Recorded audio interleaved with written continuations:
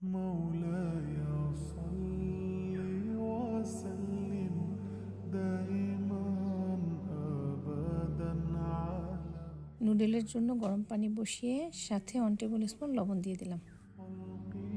নুডলটা হয়ে গেছে, বাট মনে রাখতে হবে শক্ত শক্ত যেন থাকে। নুডলের পানিগুলো রেখে দিতে হবে, আর নুডলগুলি আমি স্ট্রেনারে ঢেলে নিয়েছি। এখানে আমি 5টা ডিমের কুসুম নিয়েছি। আমি যেন ওটা গ্রেট করে ইয়োকের সাথে মিশিয়ে এটাকে একটা পেস্ট বানিয়ে নেব। পারমিজানটা গ্রেট করাও পাওয়া যায়, আপনাদের ইচ্ছে মতো।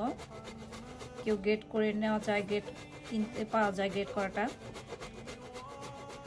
এখানে 4 টেবিল স্পুন নিয়ে নেবেন। এখানে 4 টিস্পুন চিজ গ্রেট করে নিলাম। এখন এটার ইয়োকের সাথে মিক্সিং করে নিব। এভাবে এটা বিটারের সাথে মিক্সিং করে নিব, যাতে একদম এটা মিশে যায় ইয়োকের সাথে। مولاي 3 টেবিল স্পুনের মতো। তেলটা গরম হয়ে আসলে রসুন কুচি দিয়ে দেবো।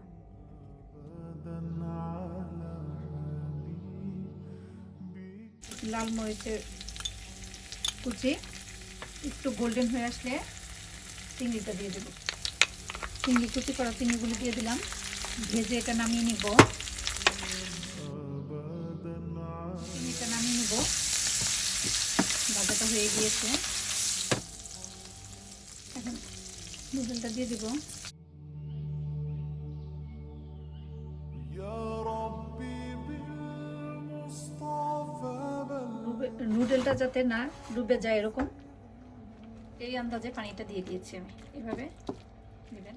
এখন একটু নেড়ে চেড়ে নিব। ব্ল্যাক পেপার দিয়ে দিব, মিক্সার দিয়ে দিব। এখন আমি এই পেস্টটা যেটা বানিয়েছিলাম সেটা দিয়ে দিলাম, পারমিজানের সাথে ডিমের রসুনের। এখন এটা নেড়ে চেড়ে নুডলের সাথে মিশিয়ে দেব। খেতে কিন্তু এটা অনেক স্বাদ। আমি যে কুচি করা চিংড়িগুলো এটা এখানে দিয়ে দিলাম। নুডল চিংড়ি সব মিক্স হয়ে সুন্দর গান বের হয়ে আসছে। এখন এটা নেড়ে চেড়ে মিশিয়ে নেব। এখন যে পিত্তাজিলি কুচি করে রেখেছিলাম সেটা দিয়ে দিব।